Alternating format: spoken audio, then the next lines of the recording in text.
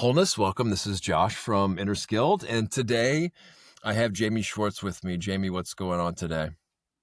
Hey, thanks so much for having me on. So what's going on today? What's going on today is everything. It's a little bit of everything all the time, all at once, and it's a little intimidating, but that's okay. Because I'm with my students, I'm teaching them copywriting. I'm helping out a brand therapy client figure out his way through life as well as his own project. I'm talking with my wife about my new book and my mother about how best to market it because she really wants to get her hands on it. A million startups and all those things. It's everywhere all at once. Well, you're really busy. I think there was a movie, right? Everything All at Once, or a title, something like that. So I don't know how your life is compared to that movie or whatever, but let's get into a little bit more semi-formally here. Who's Jaime Schwarz and what kind of work does he do? You mentioned you alluded a little bit already, but yeah. Mm-hmm. Well, I am, a brand therapist, which nobody's going to know because it's a title and a discipline that I made up. I was a creative director in ad agencies for over a dozen years, but I really just felt the hypocrisy of storytelling and wanted to make sure that companies would actually be what they were marketing. And when I found this discipline of product market fit in the startup space, I built brand therapy around that so that brands could speak for themselves, become a voice of conscience. I was a psychology major in college, and my dad was a clinical psychologist. So it was one of those things where I wanted to create, when you run with scissors, you can hear your mom's voice. You're running a company, you're running with scissors all the time. Whose voice should you hear? The conscience of the company, the brand. So, how do I teach a brand voice to sit in the back of the CEO or the CMO's head and make sure that they're saying, "Whoa, hey, whoa, this is what we believe. Remember, this is the direction we have to go in." And the same way you say, "What would Jesus do? What would my brand do?" It's one of the exercises we do. When AI came along, I added that in. So now brands are literally speaking for themselves. And I've been in the Web3 space ever since I filed the world's first NFT patent back in 2017. So I try to use as much innovation and leaps of faith. I mean, the amount of adaptability you need to innovate is one of the qualities you have to just run a good company, to not be afraid of change. So I really do love living in the innovative space and using all the tools that are at our disposal in the Web3 space with brand therapy. And if you can't find a good client, you make one. So I've a serial co-founder. I've co-founded 7 companies. And on top of brand therapy, right now I'm the co-founder of Parallel Worlds, which I've positioned as the world's first spatial transformation company, the co-founder of the Team Flow Institute, which maximizes the momentum of decentralized teams and gives an actual speed limit to how fast the team can go. And I'm the founder of Mrkd, which uses that patent to create digital rights and royalty management for artists, starting with music. Wow, you have plenty of irons in the fire. So where to start? We could maybe, depending on how much time we get to here, jumping into each of these endeavors. They sound fascinating. I want to start kind of more at the beginning here about the old school traditional advertising agency. Like, how much of it is like Mad Men? You know, I worked in online marketing years ago, and we kind of were crazy a lot of the times. You know, we were given extra freedom and kind of privileges that the rest of the company didn't have, and a space to be more creative and a little bit crazy, I would think, from time to time. But yeah, what you said there about hypocrisy of storytelling. I mean, that stuck out for me just because I've had a couple guests on talk about storytelling and the power of storytelling, but I can also have a decent BS meter too, right? And, you know, where's the authenticity and how important authenticity is around these? Are people just weaving? Let's see, what did my old man always say? If you can't dazzle them with brilliance, baffle them with BS, basically. But I don't know if I agree with that. I mean, it's not the best way to. It doesn't look good on a lot of people, right? So how does this talk about what you meant by that and how to get around that? Or what you're doing to address that. I think to start off with before we jump into what you're doing today. Sure. Well, I guess the first inkling I got of something like that being the hypocrisy out there was the rule that good advertising can only make a bad product fail faster. So even if you're, selling something with good BS, what are you really helping the company with? So it was really hard to be, as an agency, you're a consultant, you are a consigliere on the side of the brand that you're helping, and that doesn't stop at just, oh well, I know how to write good.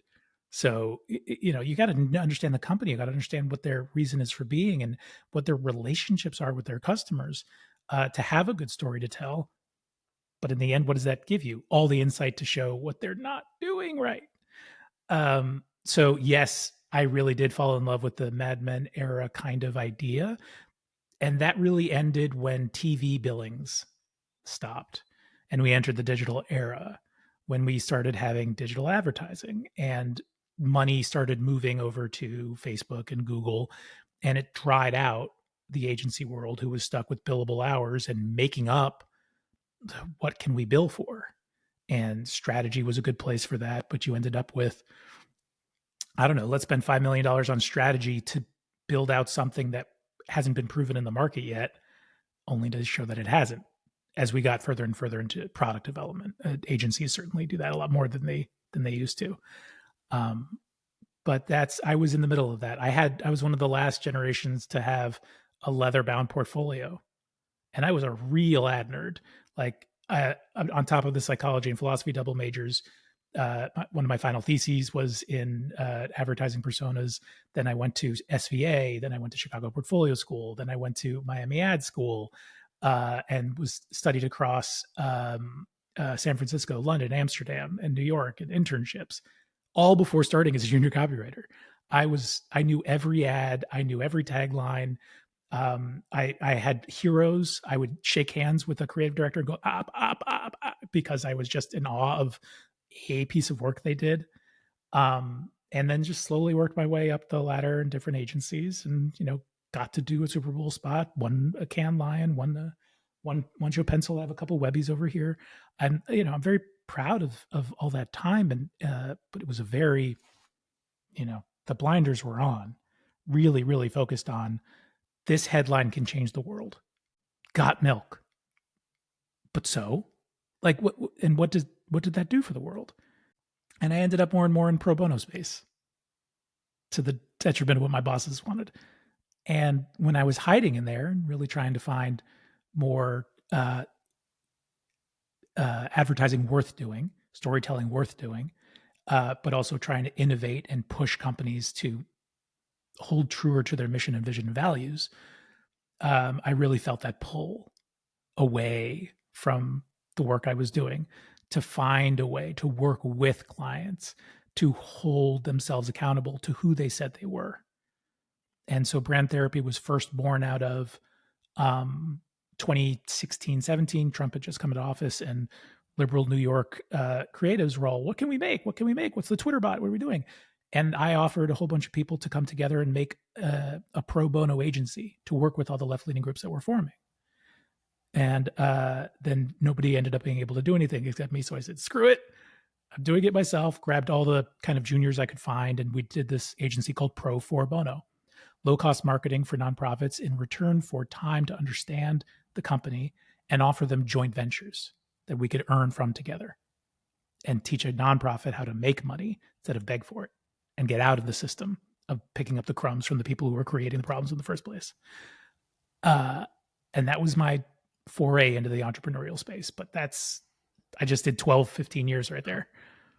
So I guess you that idea came to you, how to do that. It's fairly innovative, and the nonprofit world is a whole nother ball game, I guess. But I also want to ask you now to give us kind of a crash course in branding, because when I think of branding before the internet age, I thought of this kind of like a really high-rise executive thing, and just really huge corporate brands. And I've even gone deeper into some kind of esoteric, I would say, interpretations of the symbology in corporate brandings, which is really fascinating and kind of gets quite a bit dark in some places, I would say. I don't know if we want to go down any of these Sure. rabbit holes or not, because, you know, when people get into esotericism and more occult things, they kind of have to really be on their game and do it, not just dabble in this stuff, because it can get, I think, fairly dangerous. Some people might laugh that off, you know, or whatever. And maybe that's fair too. But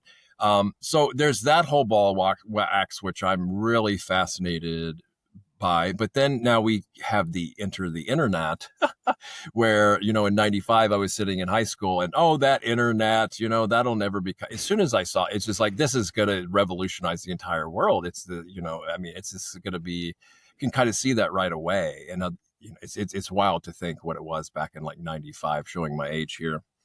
And, but so anyway, so taking that old school world and now pretty much it's almost become a cliche for some about brand. You know, what's your personal brand? I guess it's hopefully evolved more, and it sounds way more sophisticated. What you're saying, way more kind of real and gritty, down to earth, and I don't know how you would frame it. So talk about this, like, because I think of a brand. I mean, I don't know if the word actually came from like a cattle brand or not. I don't know It the did. actual origin of it. It did. So, you know, so we've got that kind of background to it, but we also have this, yeah, talk about kind of the whole psychology in like crash course nutshell, and the perception we should have around this, because part of me does kind of get a little bit queasy in the gut, like, oh God, do I have to have my own personal brand? Or, you know, what's the right mindset and outlook we should have on this, so I don't get so turned off by it, you Mm. know, in a way. I mean, of Yeah. course, you're going to have some biases here because of your background. That's natural, but you also have to have the pizzazz to help me understand this in a better way too. Or you do. I'd say a mindset that can help is when you're kind of searching for, we use the hypocrisy again as a point.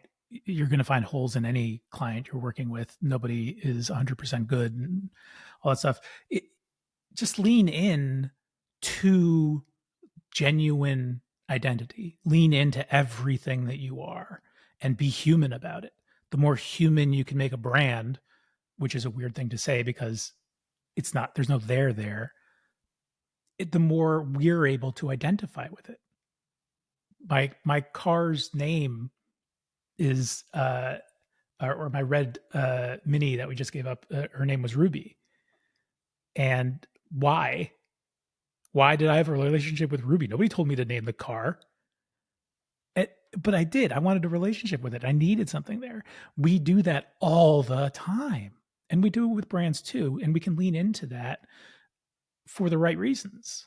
So when we talk about branding as an exercise, people usually think of creating brand guidelines. And those are just, what are the qualities? Individual little touch points of qualities. We are this, we aren't that, but there's no there. There's nothing putting it all together. Until I saw Simon Sinek's TED talk about the what, how, and why of a company.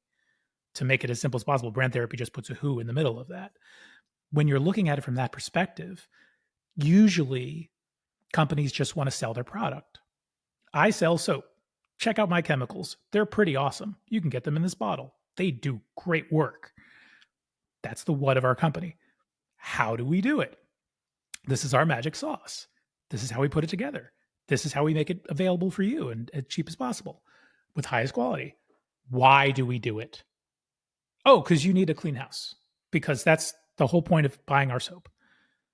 Where did why show up? At the very end. Because you're a what company? You have a product and you figure out, we sell this. When he did that for Apple, and you're talking about cults, the Church of Apple is a very big example of that. When you're thinking of how he described Apple, they weren't a what company. He said Dell is a what company. Dell sells megahertz and RAM and speed and memory and all these things. And then they have their special way of doing it. They have their Gateway 2000. We have our own little setup in the garage, and it's fast and it makes it cheap and good. Why do we do it? So that you can have a computer, because that's what we started with. Apple, why? Why do we exist? We exist because People who are creators need tools. We are a tool maker for creators. We empower the curious to change the world. How do we do that? By truly understanding the tools that they need and building in the technology space for it. What do we make? Computers. So we are for the creators. How do we help? By being a really great, high quality creator tool maker that happens to be a computer. That means that it's okay that they're not a computer maker anymore. They're an iPhone maker, right? Or they don't sell computers and software. They sell one holistic thing. It's not what they sell, it's why they sell it. The tool can keep changing because of the reason for it. So you have a reason to always exist in the world because of your why. So we always have to go to that point and start there. So whenever we're doing brand therapy or brand guidelines or anything, the first question is, why do you exist? Why the hell are you here? And I'm not talking to you, I'm talking to the brand that you're in control of. And so that becomes a great starting point. Yeah, it's a really good point. I mean, even the Church of, like you said, it's almost like a little religion and almost a lifestyle in a way. I know I noticed it more when I was in the tech space and had drank the Kool-Aid and I was total an Apple nerd, right? And now it's just like, it's more, I'm more level-headed, or it's just a tool. It does make things a lot easier to create, but I'm not turning it into a cult and a religion for myself. At least I tell myself that, right? At least I'm not as gung-ho as I once was about it. But yeah. Well, the two pastors are dead, gone. Like Steve Jobs died. Oh, that's right. Johnny, and Johnny Ive now works for Sam Altman. Like they were the popes, pastors. Yeah. Exactly. You could almost, yes, exactly. Tim Apple, his name is right, is not. Yeah, good point. Yeah. So you mentioned the car too, and for those watching on the video, it's a long story. I won't go into it now of why I'm in a vehicle. So it's really not that interesting, but yeah, there's a story behind that. Anyway, so it's now a good thing to talk about in terms of brand and relationships and AI. We talk about our car names. Why don't car companies introduce their cars with voices that we get to know, and they come with the car? And then if we're going to sell the car, when I sold Ruby, I sold it to somebody, and I'm not selling a car. I'm saying, who's going to be a good owner for Ruby? I can see this where they're going to have AI customization on cars, right? You'll be able to assign it like what's the emoji version of the Memoji or something, where you're going to give it a character, and you'll be able to program all this in like plain language, and people will probably do this. And part of me thinks, oh, that's fun, that's cute, that's a great way to kind of personalize it. I should be able to do that because I spent the money to do it. So if I want that option, why not have it? It's so easy now with AI and stuff. I get that on one hand. On the other hand, my more spiritual side says, do we really need to make a me bag out of everything? But that's a whole nother thing. We don't need to go into the deep, more spiritual of selfing and ego inflation and things like that. I don't think we can if you want for me to wherever you want to go. Speaking of evangelizing here, I know we could, but I want to learn as much as I can from you about a lot of these things. So I guess talk more about how it has changed for the branding thing, and then the therapy. That's a really interesting thing, how you've rolled in skill sets of all the psychology and things like that. Like, what gave the need for that? I'm interested in a little bitty snippet too of how you came up with the idea for the nonprofit space to do what you did there. And then, you mentioned AI too. So that's plenty. And then I want to transition, because that's all the huge talk these days. And I want to get your perspective on where you feel all that's going and like the pros and cons of this, because it's a huge topic. But before we get into that, the transition from you did a little bit, but the new, I guess, maybe applying branding to different areas other than just the super huge corporate things, and how it's changed a little bit, and then the nonprofit space before we get into AI. Well, I'd first just ground it all in saying a brand is a brand is a brand. And there's a lot more similarity to be done in brand therapy with Hewlett Packard Enterprise as there is with the brand of Josh. The discipline is the same. And there's an othering that's going on. It's not about you or the founder of the very large company. It's about the brand that is created that we're actually all in service of. So the big thing that people who are a personal brand have to recognize is, if I can create that brand that is actually powerful and strong enough to speak for itself, I'm an employee of the brand. Wait, I'm a company of one. No, you're employed by that brand, and you are in service of that brand. And your raison d'etre when working is for the brand, not for you, which is different. And separating those two things is really hard. The process in brand therapy, and I'll go back to the beginning, but the process in brand therapy with a personal brand or any branding is, let's be extremely selfish. Let's be extremely egocentric. Let's talk about you, not the brand. Let's talk about you. Let's get all of your DNA that you need to into this brand, because it came from somewhere. You birthed it. You're the parent. But then we have to ceremonially cut the umbilical cord, where we have to recognize the market's about to take over. Nature did its thing. It's nurture time, and let it be. And you have to be okay with wherever it goes, because you've already given your DNA and you're done. The umbilical cord was cut. And that works the same for the large company with the founder who's about to die after 50 years of growing the thing, all the way to you just starting a startup right now. What I want to really know is this baby making of the brand. So for someone like me who actually hasn't put, it's really, I would say, if there's anything at all, it's really watered down in an afterthought.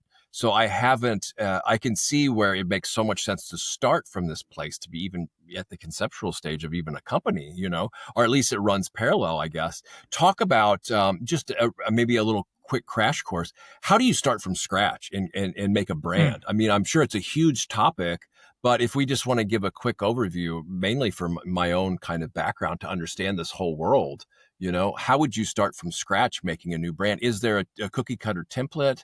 I'm fascinated by this, what goes into the secret sauce here.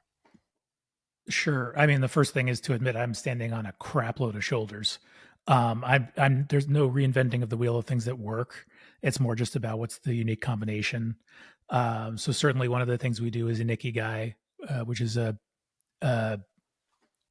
8 circled diagram of overlaps on what you have to offer the world, what you really are passionate about, what you can actually make money doing, and what the world actually needs.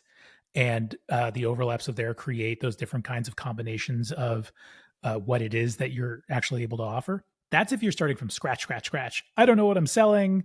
I don't know who I am. I don't know what I'm going to do. I'm just out of college. Who am I? That's where Ikigai can do the most work. It's still worth doing no matter what stage you're at, because you always want to re-examine and re-ask the questions. Even if you're already like, I've got 5,000 orders of sunglasses coming in from China and I don't know what to do. Well, you're going to sell sunglasses.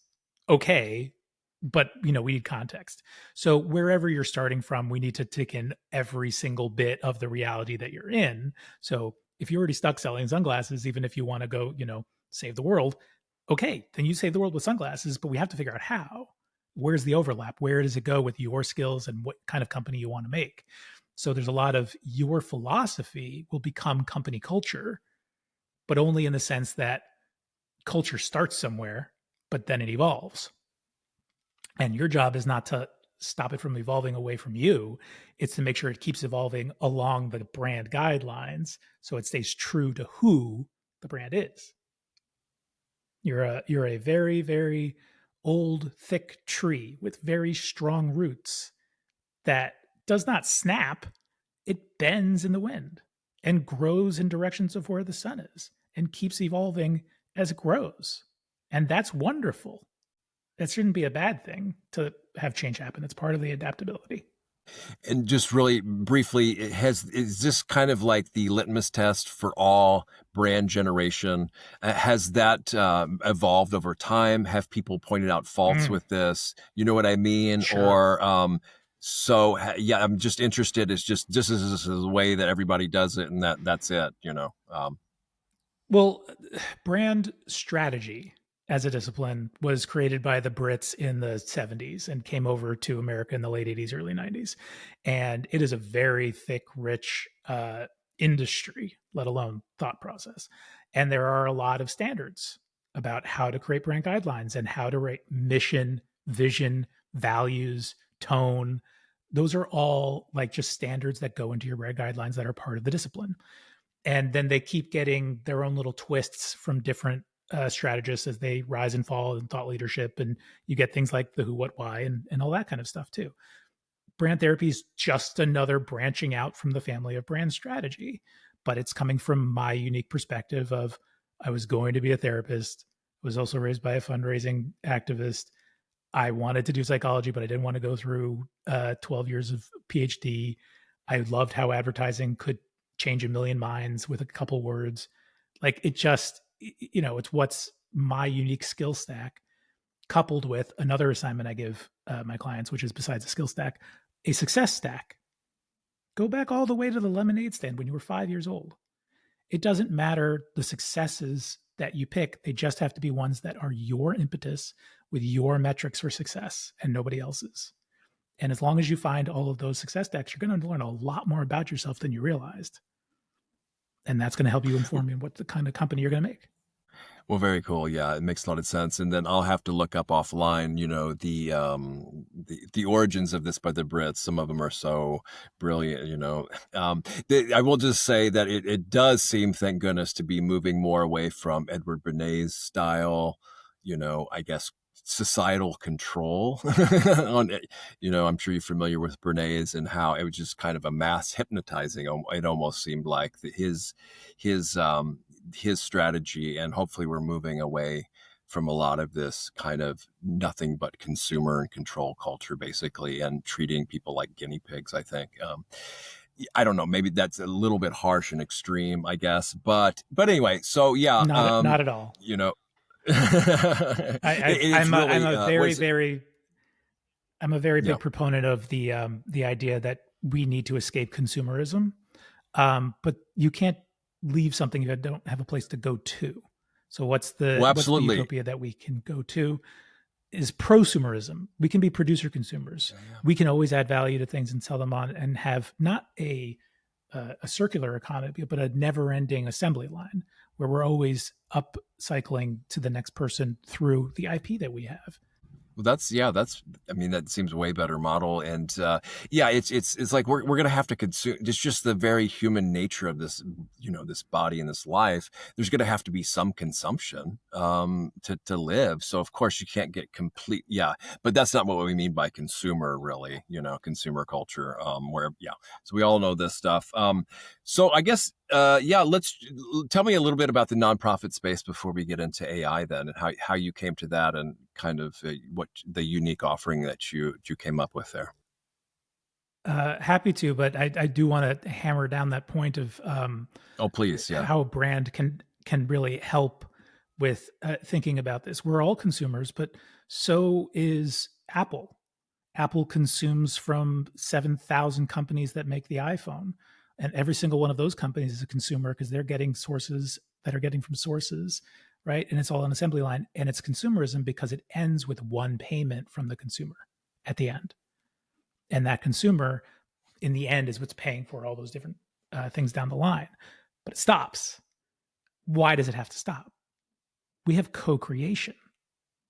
I'm going to add to my car Ruby, I'm going to add an awful lot of wonderful IP character to that car that's going to change the value of it when I sell it on to you, who's going to be the new adopter of Ruby, right?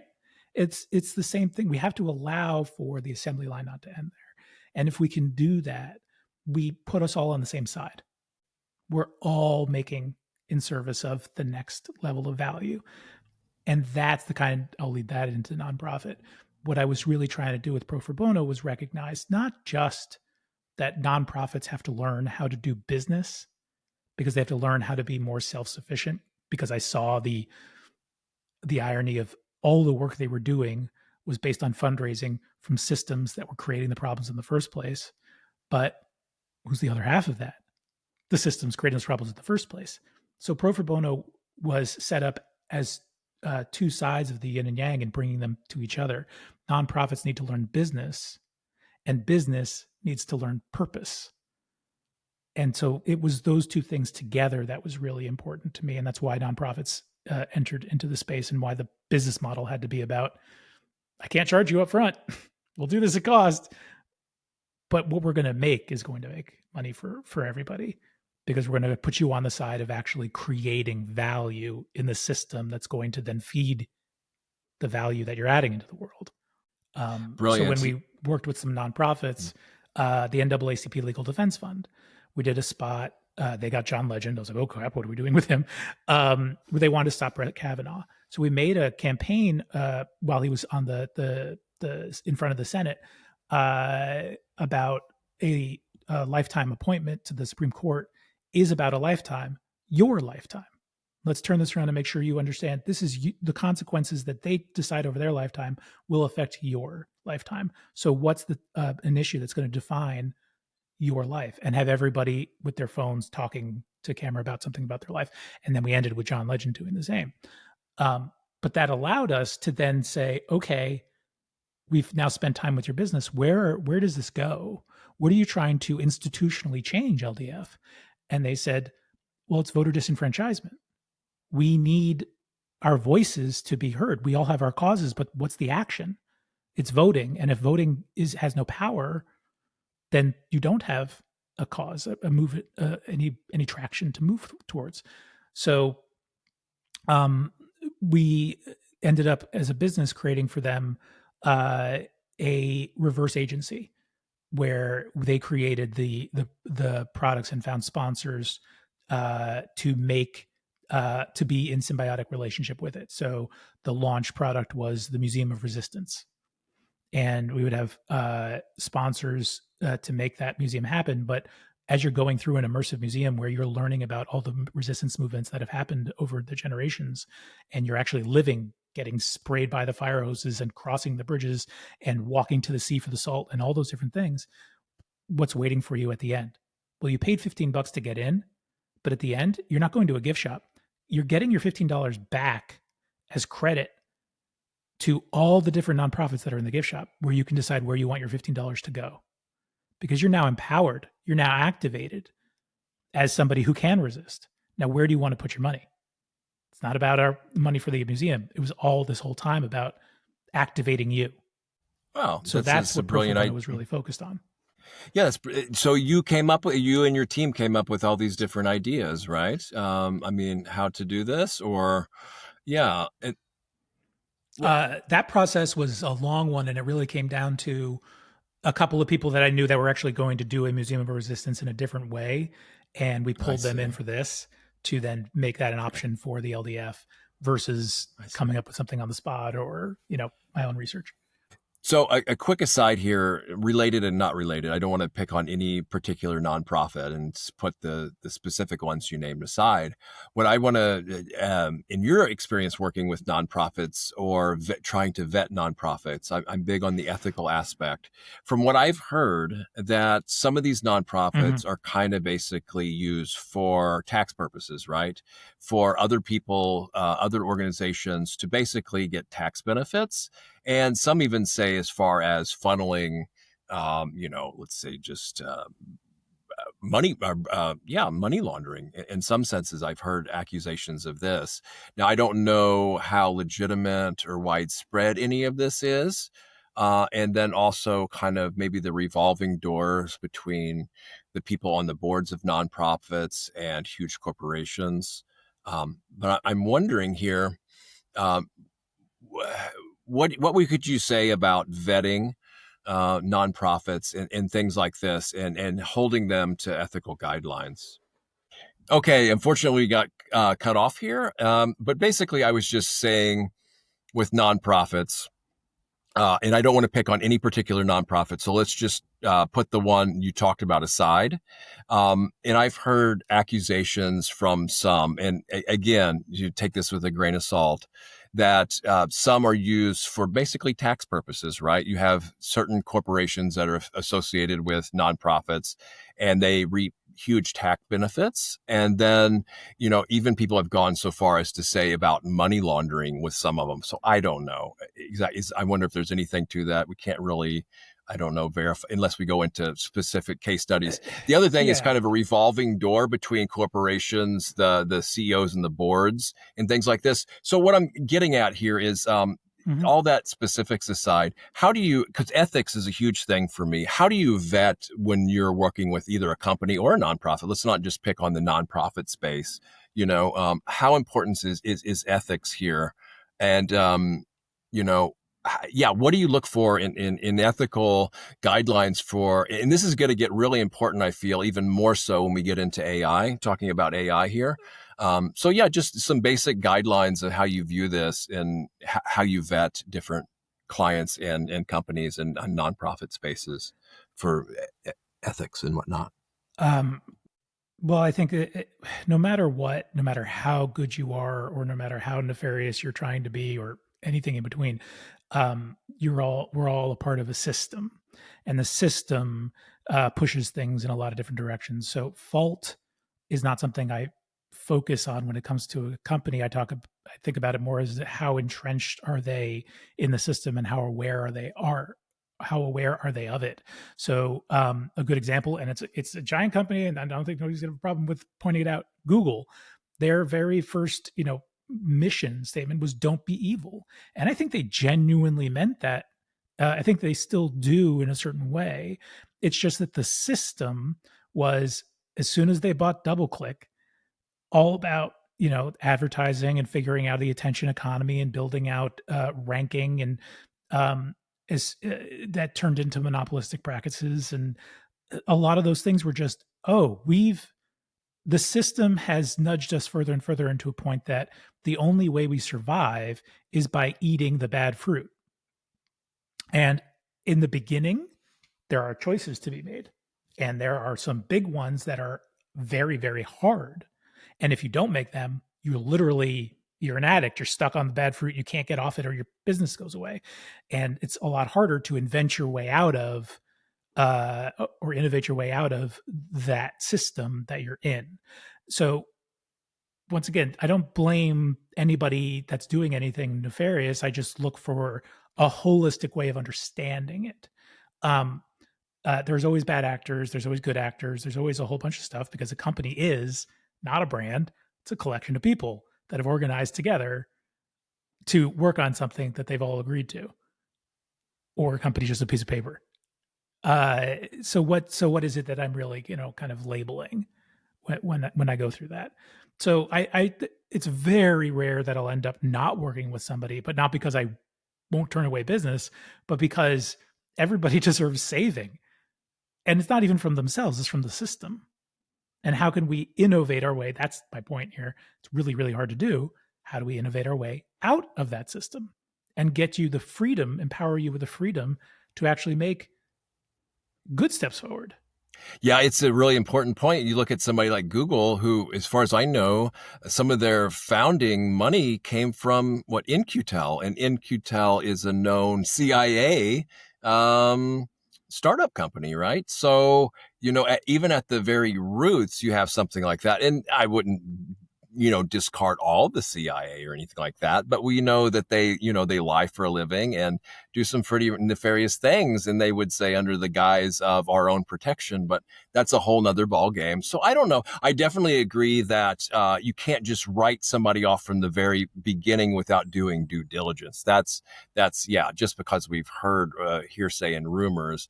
I wonder though, if when a tree has become, you know, nothing but bad fruit, whether do you want to cut off all those branches and see if it'll make it on the, or what. But no, I think it's admirable that you have the patience and the resolve to go in and not give up on some people. I don't know if I would have the same, but that's, it's just a matter of a style. I think a stylistic difference. That's right. It's just some situations might take a lot more resources to get some good fruit from. But then again, yeah, an expert might come in and say, oh no, it's just that simple. Here, cut this, cut that, and oh yeah, look, it's healing again. So I can see it, yeah, both ways. It's a really good point. It's never it's never ever simple, but Yes, with maturity comes the idea that there isn't black and white, there's only gray. that's a good The point. idea there is not to play within the gray, though, it's to keep pulling towards the good Yes, exactly. while meeting people in the gray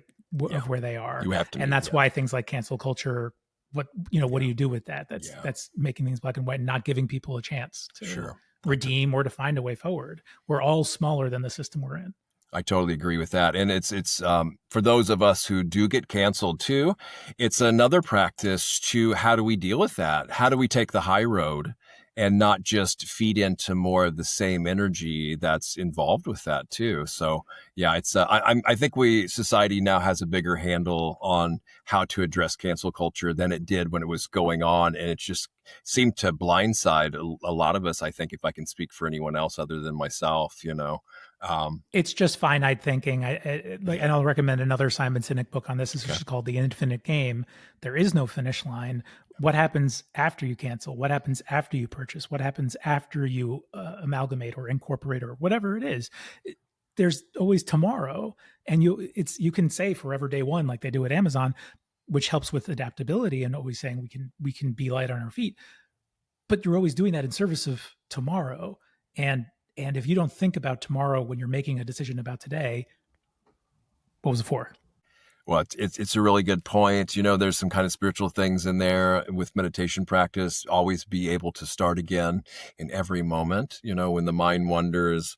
And yeah, what are you going to do after? So Mm-hmm. work is never done. There's really hardly anything that's ever done. Life is work, but it can be well too. So there's an old saying, all is well, but all is work too, or all is work and all is well, in a way. So yeah, this thing that we think where something's going to be done forever, life doesn't work like that, because it takes work just to maintain this human body even, and that doesn't end until we die. And then some people say, well, it doesn't even end there, so yeah, it's a really important thing to kind It of doesn't. see the truth of that, and not think, oh, that should have been done, or that's done. But it's not to skirt deadlines and keep pushing things on and be lazy. I'm not talking about that either. It's just how life works, right? On certain levels, Well, it's the seventh generation, and the idea that we have something very basal in us, which is even more basal than the consumerism and the brand, and making sure I'm as top as I can be today, which is legacy. And what do I leave behind in the world that's going to have parts of me in it for 7 generations? And how do I think that way? And that's really where I find a lot of alignment in terms of a lot of the guests you've had and what I do, which is on that mindfulness front. We think of all the work that we do as people in human betterment to have the practices that help us on that travel. And all I'm doing here is company betterment. It's a lot of work to make the humanizing of a company worth it. The reason you do want to humanize the company is because we have the tools, the psychological, the sociological, the religious, the just humanity tools for betterment for ourselves. And we can use them on a company. We can use those same tools of mindfulness to help a company know itself. I say I totally agree with that, but let me play a little bit of a devil's advocate. I would agree on this, especially when Please. everybody's on the same page.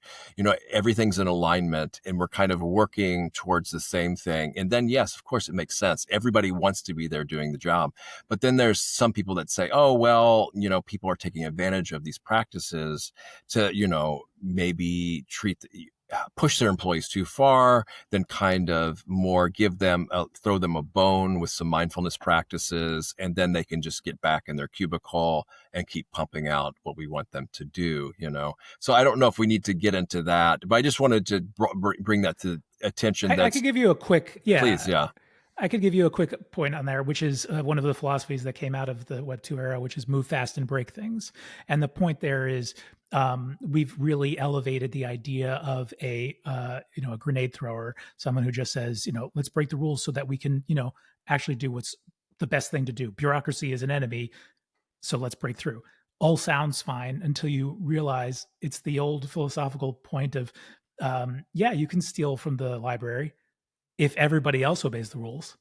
If you create a culture where nobody obeys the rules, nothing works. You can't steal from a system if the system isn't there. So if everybody's moving fast and breaking things, nothing's working.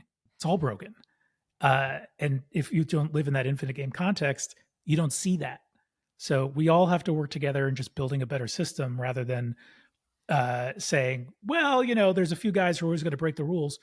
That's what oversight is for. That's what regulation is for. That's what ethics is for. That's what mutual commitment is for. It's for isolating and disempowering those who do want to break the system and helping, because you do have to help with this, the system get better. If you don't, if you ossify the system, revolution's your only option. Yeah, it's way more holistic approach, what you just said there. Absolutely. The other thing is, so now getting to AI, about, you mentioned human-centric.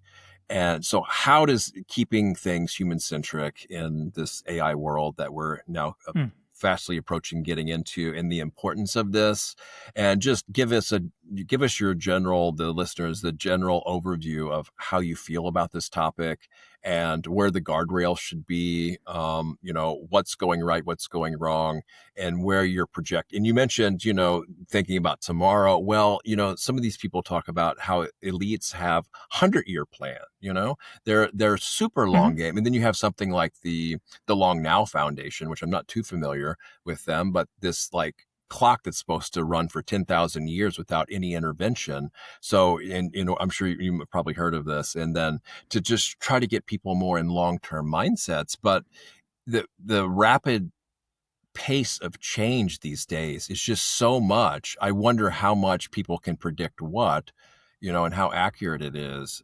And if they can, or if they can't, how do they plan, knowing, or how do you go about long-term planning when things are changing so rapidly? It's a very attractive thing to try to attempt with like the Bezos paying for the clock or anything like that. And at some point, you have to just recognize your size. We have an imagination that's way bigger than anything we could ever do, no matter how much you're like Einstein or, a janitor that, nobody knows the name of. It doesn't matter in that sense. We're all, ours is not to reason why, ours is but to do and die in that sense. So we have to find where traction actually works. Because if we assume too many far steps down the line, we've glazed over all the things that are going to take to get there. And that's one of the tactics, to not, harp on this too much, but that's one of the tactics of the AI companies, is thinking way further down the line to a utopic space that's where we're heading towards. We have to fight for that, which takes our eye off the ball of everything that's going in the opposite direction as we head there. Not to pick on OpenAI, everybody's got this problem, but they're heading towards ad attention economy, right? We're paying them $20 a month for the pro plan, and we're still going to get all of our data used to manipulate us. But that's because they have to pay back the trillions they've borrowed, right? And the part of being part of that system. And how do they find a way to not do that first?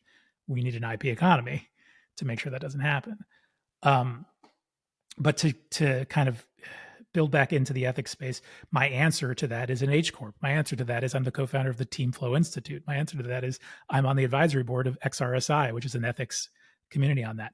That's the steps I can do in my space now. That's all about, no, it's not about tomorrow. It's about saying, okay, we keep talking about a human in the loop for AI. How about we switch that to say, let's have an AI in the loop. Don't forget, we're the main character, humans. And the way that companies have worked for since industrialization is we are input outputs, the same as the machines. It's not about how we think about it. It's about how the people who actually control the system of the company think about it. And that's why we're so easily fireable. We weren't in the beginning, but it took the system to get to this point where, yeah, it's just normal. 2 years ago, it became statistically safer to work for yourself than for another company. It is now less stable to work for a company. We're not going to wrap our head around that for a while, but it's already happened. And if we look at it from that perspective of the inputs and outputs, what? That's not an infinite game. That's productivity on a micro scale. We're way past just the quarters. This is not about first quarter. This is about today and how many people can I fire today and then rehire tomorrow because I accidentally fired the wrong people. That's moving past and breaking things that's happening right now. Inside the government, they're doing that. They're rehiring people multiple times. Point being, with all of that, not to go down that hole, is what are the tools that we have at our disposal in order to pivot into a human corporation seed and system? So the idea of the Team Flow Institute, which was generated by Dr. Jeffen out in Holland 15 years ago, is that there are hidden human frictions inside of a company. But what the reward is for actually exposing all of those things is not just individual flow, but team flow. The same thing we see when all the soccer players are together and just like, how did they do that? Or jazz, just watching jazz happen, that is team flow. What does that look like in work? He figured this out, and he found those 6 parameters, and I'll list them off, are psychological safety, open communication, high skill integration, mutual commitment, aligned personal goals, and audacious team goals. Those 6 parameters are measurable with the right questions and asked the right way, which he developed as well, and will allow for 4 different senses in a team to emerge. One of them is trust. And you've heard of the book Speed of Trust. It's a very big component to a lot of this. If you don't trust the people you're working with, everybody's out for themselves. But it's also unity, progress, and focus. You have to have a sense that you're actually moving in the right direction with progress. You have to feel cohesive as a unit. You have to have the focus to only concentrate on where you're supposed to be concentrating. And if you do, team flow emerges in moments. It's a speed limit. It's where you try to reach 2. So you're never going to have it all the time. And most of team flow is actually just as much personal individual flow time as possible. And so we use AI here to create a collective intelligence. It's not a digital twin of my intelligence. It's a digital twin of our collective team intelligence that we can all add to together and service from to keep ourselves doing our individual flow time. Because we trust everybody, because we are aligned with our personal goals, because the reason I came to this company is the reason I'm still here, is the reason why I'm doing the work I'm doing, is the reason why I'm helping the person next to me do it. Because it furthers my personal goals around our mutual commitment that the brand is working towards. And that's where brand therapy comes back in, because that's the Kool-Aid that we're all drinking. It has to be healthy, yummy Kool-Aid, but it's still Kool-Aid. Well, that's amazing. Those principles sound incredible in that, pretty much all those aligned with me. And I haven't worked in a team setting for quite some time, so I appreciate the kind of education and schooling on this. How accurate would you say is the AI model you mentioned in all this right now? And do you think it still has room for improvement? And then I want to go with you just a little bit into kind of the more philosophical thing around even the bigger picture. I love this example that you're giving, like a really actionable slice of an important part of all this, but it goes way bigger, right? And so I wanted to just ask you on a more broader scope of this as well, if you'd like to address it even beyond that too. Sure. I mean, we're such early stages when it comes to AI. The idea of collective intelligence is so much more than what collective intelligence can even be today still. There's a great tool that we like to use called Thinkscape, which is a consensus tool. So you can have 20 people or 100 people or whatever it is, and they're given the same topic to talk about, and they end up in these different chat rooms. And what the AI is doing is saying, oh, here's a theme. Here's something rising to the top. And it's informing all the teams. Hey, this is what you guys seem to be coalescing around. This other team is talking about this. Would you like to talk about this? And it brings consensus at that level speed to everybody. So everybody's actually talking with everybody at the same time, because AI is allowing for that curation. It's listening to everybody at the same time, coalescing at the same time, informing at the same time. No human could ever do that, but it's the most human thing of consensus among humans. And AI can do that. That's not the AI doing AI things. That's the AI doing the human things. That's the AI. It's a human at the center. So we love a tool like that because it is the kinds of things that we use to make sure that we're joining forces. We're practicing, because all team flow is just consistent practice. And that's mindfulness. You don't do it unless you do it badly, and then a little bit better, and then you take a step backward, and you have the patience, and you reward yourself radically when you do step forward, and you're good to yourself for just taking the step back and then starting again. That's all a part of it too. It's a very, very human thing. So how does AI, that's the question to ask yourself, not what's the platform doing, it's how does that platform work, and how does AI and the benefits and parameters that it has can work in service of that, right? Which is very different from an AI that just, I'm going to hallucinate and make sure it feels right and show that to you. Why? Yeah, it's brilliant. I haven't even heard of this. Do you call it a consensus-based AI, right? Or what did you call it? The model? So I hadn't even heard of this. Agentic. Well, it's called. Okay. Sure. Well, agentic is just more a level of how you're using AIs to work with each other. Thinkscape is an actual product. If you go to Thinkscape AI, there's an actual product there, and it's not mine.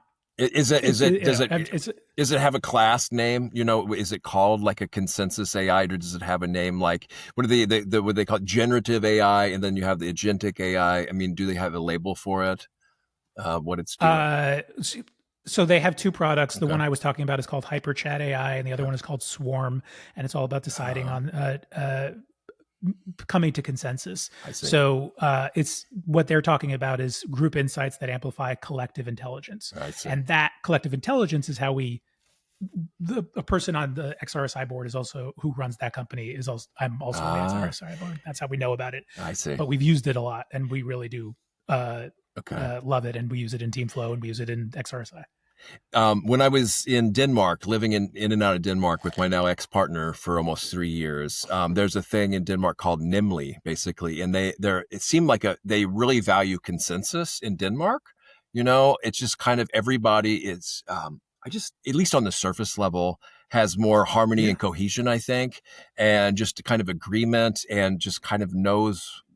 It's built into the culture, let's just say, right? And it's highly valued there. So it comes more naturally. But in America, where everybody is so divided, and I don't think we don't have some kind of reference point like that.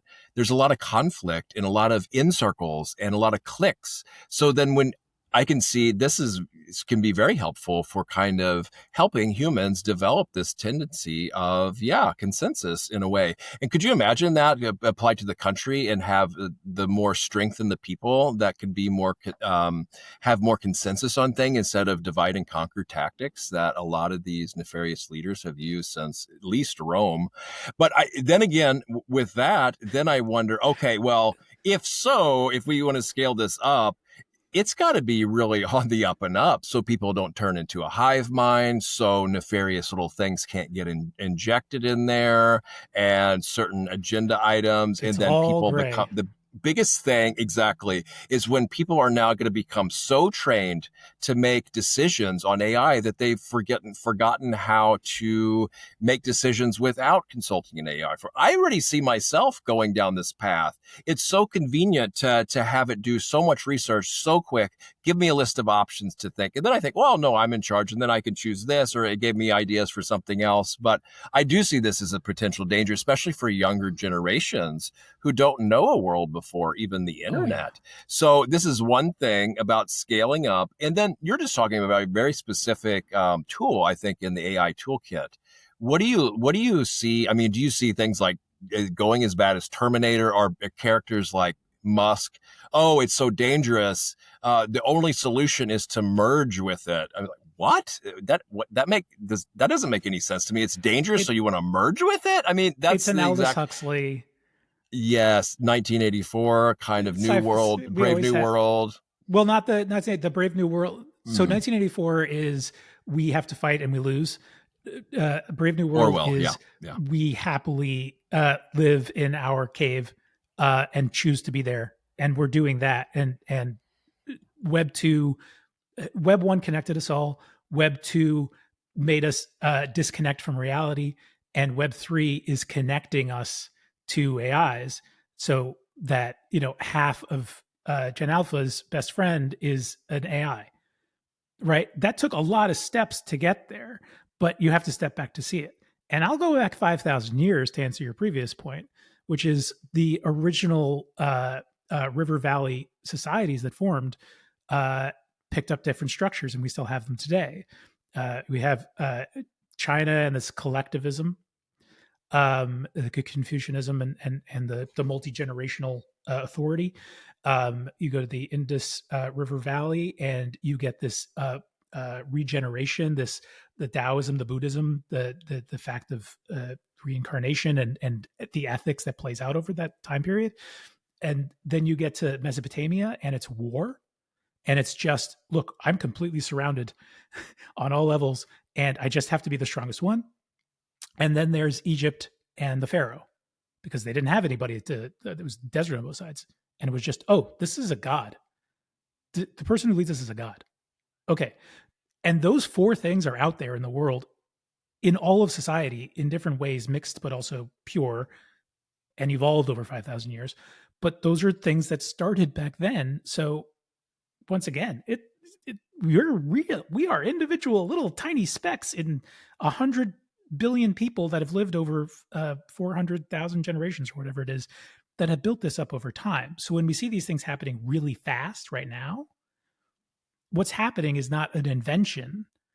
It's things coming crashing together in expected ways so fast that we're not expecting them. So we have to find what is it that was actually predetermined in terms of how he would react based on the system we're in, the culture we're in, how individualistic versus collectivistic we are. We are individual cowboys who don't trust anybody and have our guns in order to make sure that you get off my lawn, versus the Swiss, who have more guns than we do, but unite as a country because they are surrounded by an entire continent. You know, it all depends on all of that context. So you see Europe making AI with a lot of oversight. You see our country having 50 different ways of doing things for our 50 different states, and sometimes one bubbles to the top and sometimes another bubbles to the top. And we have very loose regulation versus, guys, we should probably think about consequences. And then there's lobbying in between, versus the authoritarian state of China, which is just saying, no, just make this. And, oh, you're taking us off of, we can't have your chips. We'll just make our own. I'll just throw $1 trillion into it and it changes overnight. And they all have their things that we all wish we could do that the others are doing. And they all have problems that are sending them down slippery slopes that we're, avoiding. So, it's a whole mixed bag. It totally is. And I think that's even more on the practical side of things, how things are just going right now. When I look at kind of some potential challenges in this space, at least for Americans or our so-called way of life or whatever, some people are saying the potential of having digital IDs to even be able to access the internet. And then you're tracked and traced. And then it turns into some kind of social credit system like China has, where if you're not approved, then, oh, sorry, your funds aren't available. You can't do this, can't do that. All the while, the data is being brokered and amassed. And, you just give one little piece of data for something free, but people don't realize how valuable that is, especially when they hold it in huge data systems and when they know how to take better advantage of that data to make more money and have more areas of control. When it will maybe evolve to that, people don't realize how this is the new gold, right? The data. And then who's in charge of this? Who's responsible? Who's saying that it won't be hacked and used against people? These are big, these are kind of, we can kind of see this might go where it be going, but we do have a social credit score here already. It's just soft. We have our credit scores and we have social media shenanigans, I would say, not being able to do such and such because you said this on social media, and then, reputation or not hiring or wherever that goes. So that's one huge space. People think, oh, we're just going to have a bigger, faster, better, less human involved killing machine. So we can just make wars more efficient and we won't, have to get our hands dirty. So I see that as a potential downside. Like I said, the dependency, I'm sorry, I'm just riffing on my horrible negativity bias here, because I use it. I have a solution, and I'm loving where you're going, because you're answering your own Problems. Okay. I'll Yeah, just go. I reveal think them to that's you when you're enough. There, done. I think there's a just the hive mind thing. I hope that doesn't like a Borg. I mean, we haven't even talked to you. You went way back in history, but people that are into metaphysics, I mean, they take it way beyond that. I mean, but that's kind of all almost speculative for the most part for other people in society, you know. And I can't personally verify that, so all I can do is regurgitate information that I've heard on that. So that's not really helpful. But some people will think it goes really way more deep and more profound and broader than anything we're mentioning here. But anyway, that's beside the point. So I think, but yeah, so I think that's enough to chew on for now. How you address the things like this? Yeah. Well, sure. And if we wanted to talk about Wittgenstein or Russell, we could.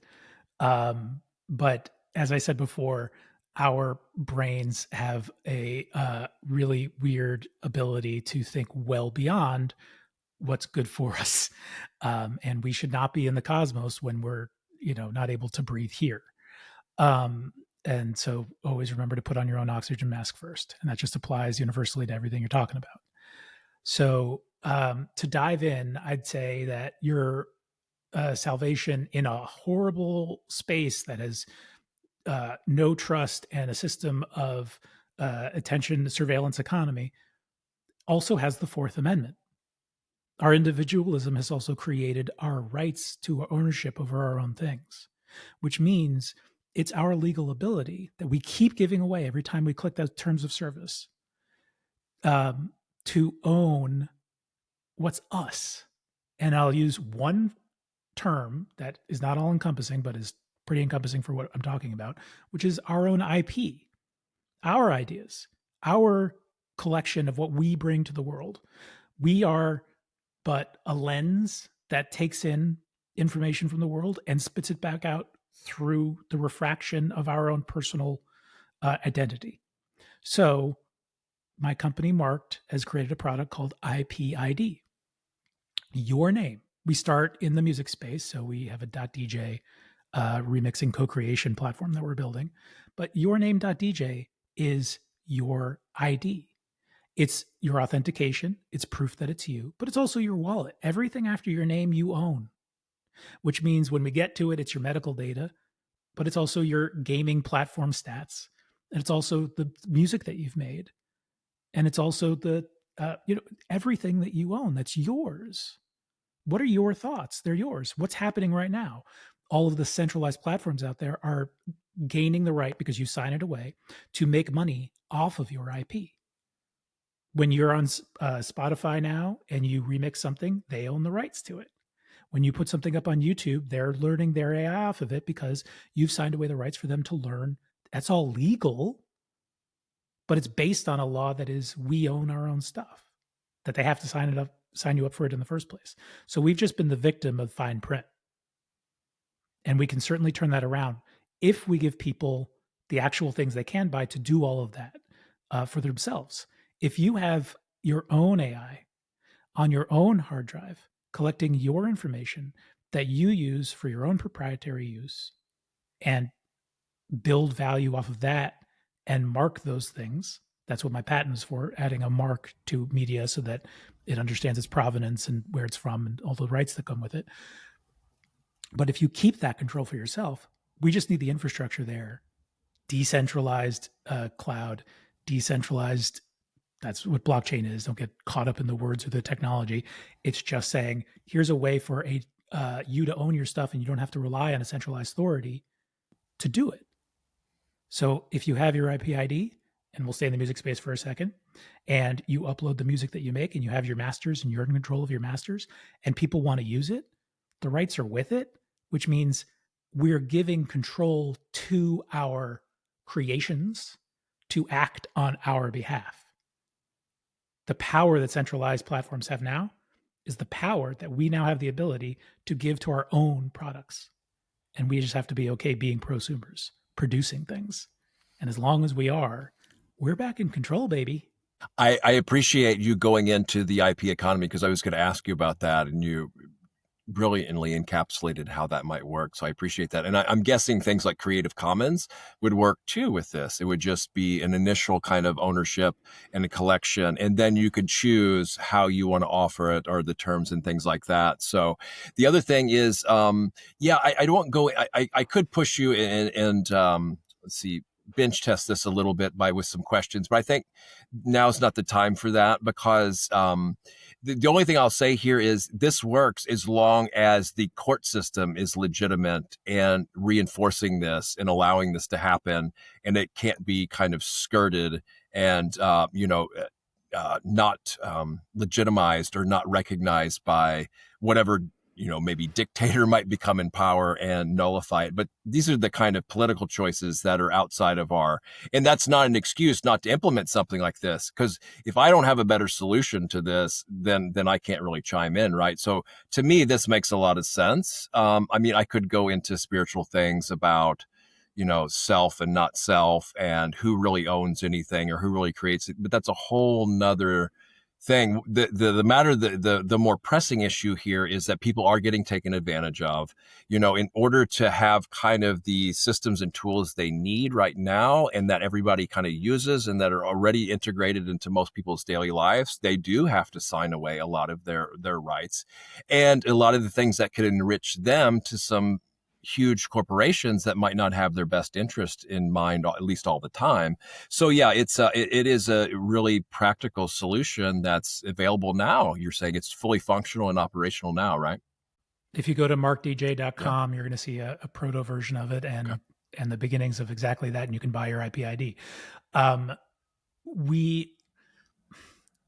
Your nihilism is extremely understood and extremely, I have a lot of empathy for it because I feel it myself all the time as well.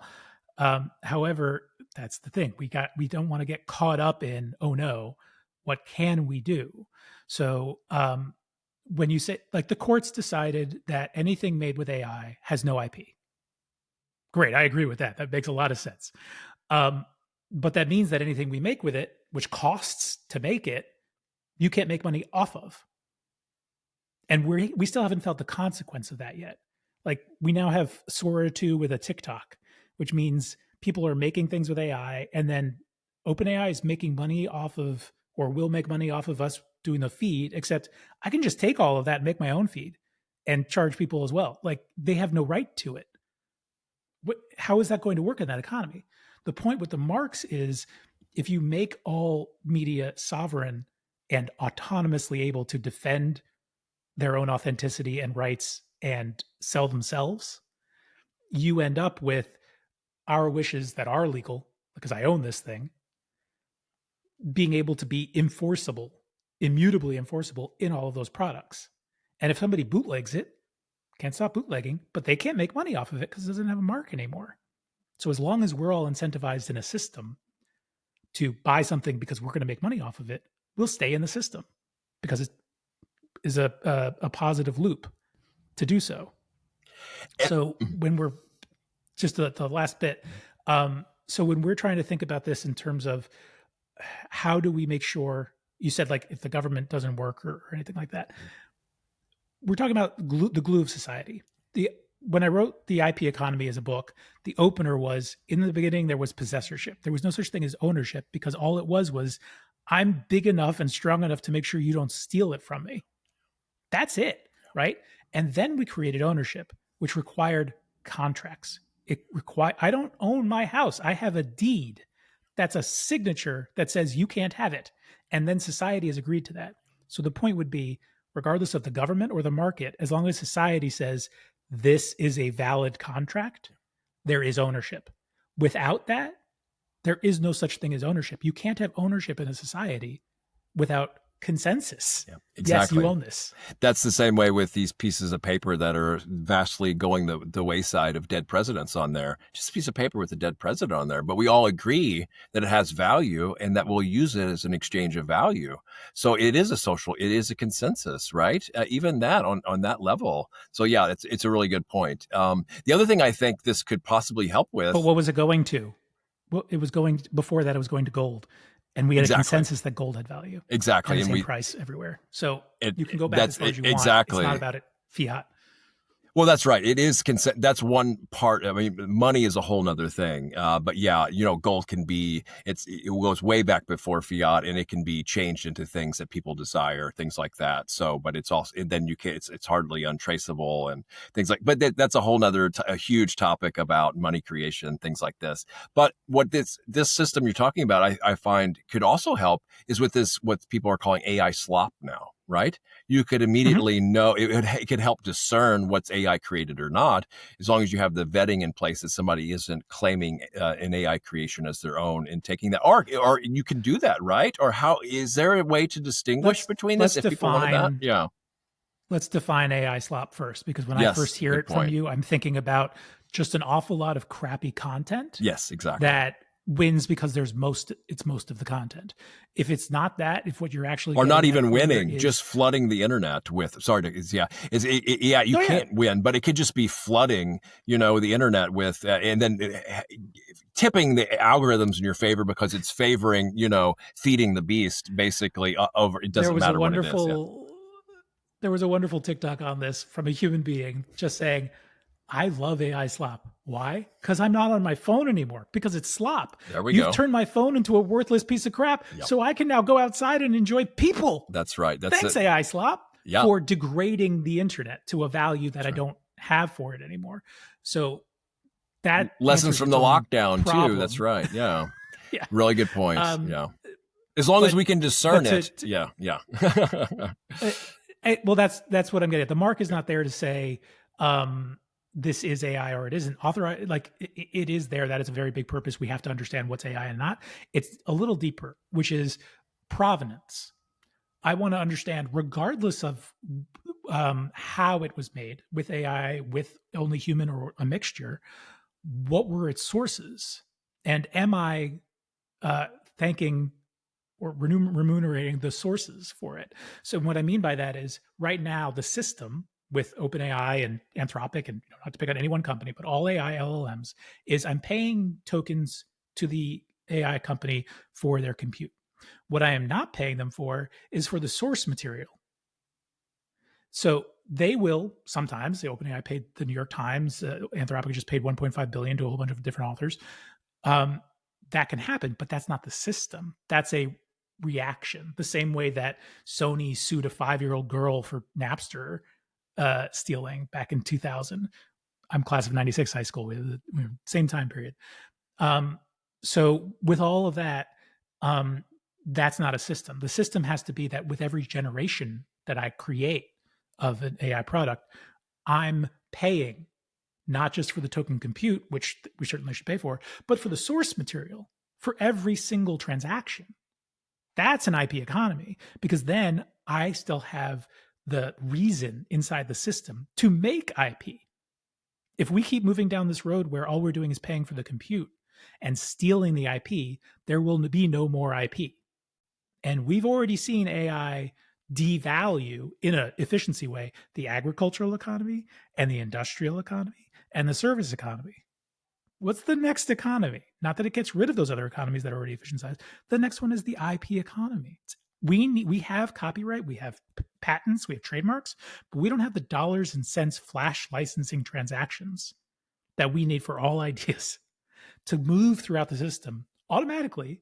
Algorithms and AI can do a wonderful job of, we can't do, of making these transactions happen a billion times a second. But they still have to be rewarded. Our IP still has to be paid for. Because otherwise, what are we here for at all? It's AI buying from AI by humans. These are really fascinating points, and I haven't really contemplated this enough yet to speak with any kind of, I think, value on it. It brings me to something I thought of years ago, though, about the library model, right? And how some people might be able to, maybe they don't want to pay, $20 for a novel, but they want to give some amount of that, because you could go to the library, you could check it out, and you could read it for free. I don't know how the author gets compensated. Mm-hmm. I want to compensate the authors, but you have kind of conflicting models like this where I can kind of see it both ways, because if the author doesn't get paid, well, then you cannot put out more brilliant things. But then if people that write it off because, I've got enough stuff, I don't want to pay another thing. It's minuscule for some people, but some people it makes a difference. Especially the ease of delivery too. So I wonder about micropayments and things like this, if it could be built into that and how it would work. And yeah, I think, not to leave us on a cliff here, but I think it's time to start wrapping this up for now. It's been really fascinating. The whole thing, and we haven't even got into some of your other endeavors here. So I really appreciate the time you took to help educate me and to go into these deeper questions too. And just we covered so much territory today. I think I'm really pleased with it. So thanks so much for coming on. Oh, my absolute pleasure. I don't know if there was a question there you wanted me to Oh, answer. yeah. I don't know. I guess micropayments. Do you understand the kind of model I'm mentioning? Yeah, sorry. It's Yeah. a little bit. Oh, no, that's not a problem. What do Micropayments you it's feel about honestly, that? Yeah. we've had it as a wonderful thing for a long time called M-Pesa in Africa, which is a more advanced monetary economy than we have, because it's just money on your cell phone, and everybody just transacts and you're done. The micropayments on our side is just more a recognition that if we're allowing it permission wise, an AI can pay an AI because I own mine and you own yours, and that transaction can be safe through the blockchain. So that if I want to pay, if I want to make, I have to use my remix example. This is a good one. Here's an album. I tap onto the NFC and I have music that I bought, and then I sample from it, and then I sample from others, and I sample from others. This happens all the time in music. And I make a whole new album, but there's a lot of IP in there. When I sell that album, I didn't pay for the IP to put it in. What I'm paying for is on the automatic flash payments to everybody when I sell my album, when it becomes commercialized. So the library economy, and I'll point you to Andrewism on YouTube, is a great one for talking about that. He mixes it with what he calls solar punk, which is a more of it's the opposite of cyberpunk. It's a utopian future and how we can get there. And I love solar punk. But it is that point that we don't have to, as humans, worry about the compute of micropayments. As long as those are built into the objects and that we have the say when we set them up, that it automatically happens. And we don't need laws as long as the market forces are there. Everybody can bootleg, but if nobody can profit from bootlegging, great. We're all prosumers. We all have to pay in order to make.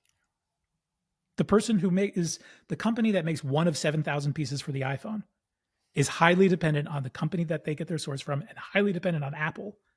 They're not doing anything but on the books what they can get because they're in the system, a good system that pays on both sides.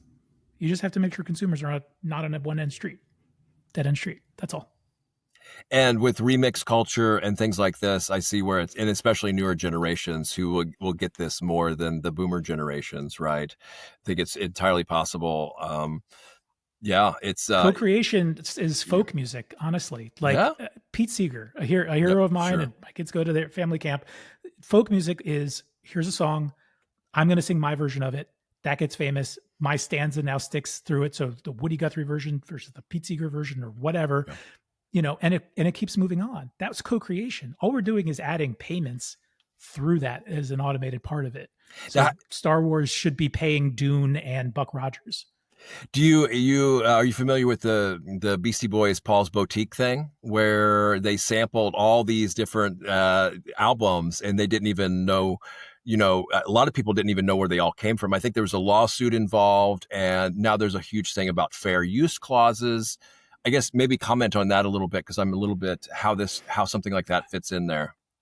I could actually use a wonderful point here, not with the Beastie Boys, but with Keith Shockley, who is a Yes. member of the Bomb Squad in Public Enemy, because he's our founding creative director for Mrkd Oh, DJ. is he? How about that? Yeah. He is. So, as part of the Bomb Squad, he literally defined sampling. Sampling was saying, I'm going to take music and turn it into my own instrument, not because I'm just taking the song and then playing it as a part of my song. I'm taking it and manipulating it into being an instrument that's a part of my song. I'm going to play your music as part of my music. And he goes one step further than that. 1979, he's the world's first sampler. 2 turntables and a microphone in his mom's basement. There was a lot of stuff that had happened before and a lot of stuff that happened after, but he's just the first guy that did that. And we make this is his album, Pro State 5. The 6th secret track is him telling that story about when he did it for the first time. So when you're looking in that space, you're looking for pure originality in the birth of those things. And there's a very gray line with this when we have to figure out where it is. Is Star Wars original, or does he owe money to Dune for the spice running? The point would be, we all have to decide on those things, but those are the edge cases. As long as we have the mechanisms for saying, that beat's freaking awesome, I want that, and I'm going to use that, and I recognize I have to pay for that instrument. That's it. I had to buy a saxophone. Now I can make now I have to buy this beat so I can use it, and I can make my own. I can do. Somebody did Thunderstruck by just taking recordings of his baby going and making different beats with it. Versus, imagine taking every single from every single rapper, and you'd have all the beats you need, and you can make Thunderstruck with that. That would be very expensive versus my own baby's recordings and just doing it. But that was my thought while I was walking this morning. But you have the option for either one of those things. And imagine the value that actually exists with all those because you're dealing with a genealogy, a family tree of the rap gods that is now making your album with the which is a very different thing from My Baby. Yeah, indeed. Right? They're different things. So now, would this be backwards compatible, or would there be like a kind of a grandfather clause for existing media, or? When you upload, when you're we create different statuses for you when you buy your DJ name. If you're a collector, you can buy and make money off of being a prosumer. If you're a DJ, you can remix and market with your own mark. If you're a producer, you can upload IP that you've already created. And with that requires the contracts, the mechanical rights, the performance rights. All those things are actually a part of, we created a format called a grouped asset NFT. So it's not just a JPEG linked to your NFT receipt. It's all the music formats, the lossless, the MP3, the MP4, but it's also the stems in their own separate music files, and every single one of them having their own rights and provenance and royalties. Oh, nice. All collected into it. So I can grab a sample, I can grab a stem and use it, but I'm still grabbing a grouped asset object that can defend its own authenticity and rights and exact its own royalties. So yeah, going back to old school music nerd stuff, I wonder if like people could even do analog stuff, or you could buy like the Beatles catalog theoretically if somebody would whoever, I don't even know who owns that. I mean, I would think Michael Jackson at one point they said, or something like that. But could you take like some of these legacy things and then roll in like masters that are like physical objects and stuff like potentially like that too? I mean, like do big time stuff, I guess. Well, that's the point, is we want to decouple music from its object. We've already done that by saying it's not a CD or a record anymore, it's an MP3 file. But we do want to say it could be anything. Yep. So it could be this record, it could be this tour t-shirt. Yep. Right? That could be the record too with an NFC chip in it. It's fine. And it's more saying, oh, well, I went to all these shows at these tour dates, and now I have POAPs as part of my product too. Proof of attendance to say this was at half of the shows, or whatever it is. Or I can add a digital signature to this. Keith can take his mark, his signature, and add it to the album, even though it's this one's physically signed. There's Keith's signature, but I can also have the digital signature as a JPEG that's locked as an NFT in there, saying provenance, Keith's pen. right? The only person, because he owns KeithShockley.dj. See. Yeah, I could definitely see this going back where the music model is where it went away from physical items for a while to where they were giving away a lot of it for free with Napster, and then they made the money in like live shows and events and things like that, right? But now it could go back to not all, like I don't see it going back in a sense. It's just going reincorporating and going forward, maybe. But yeah. It's not that. That's just it's a con to say to the artist, well, you were making money with your records and now you can make money with your tickets and your merch when you were already making money with your Well, tickets and that's your merch right. before. Yeah. We just have a more integrated consumer society, so there's more money in the system for, to do that. So there's more money to get there versus the fact that no, we stole your income from your records, and with streaming, we've traded it for marketing. So you have exposure, which is great and is a real value, but not when it is in replacement of the money you were making before, which is why you're seeing the movement right now in the music space to go to 1,000 true fans instead of 100,000 people. Because you can have a legitimate, I don't need the system to have a real, I'm going to pay you directly for this thing. But imagine now we have like a coffee shop where we have a cover band playing. And because you can access the rights for the songs that the cover band's playing, the coffee shop can now create the album and sell it in the store and play it as they're streaming. And the money goes directly to them and the artist and the IP owners. Where's Apple Core Records there? There's just so many more options now available, and not I mean, it will kind of run seamlessly, and it's not like a huge barrier to entry to do all these things, right? It's not going to take a huge amount of time. And yeah, there's just more options and more ownability and control for what people want to do. There's and the word. Like you say, There's all the word.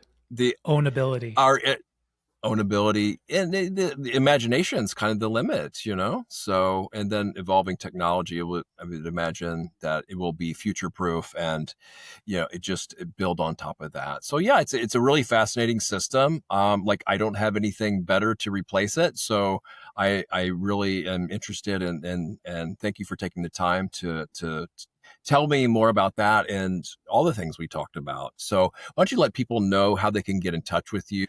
You can find me on LinkedIn, Jaime Schwarz. You can find Brand Therapy at brandtherapy.coach. Teamflow Institute is at teamflow.institute.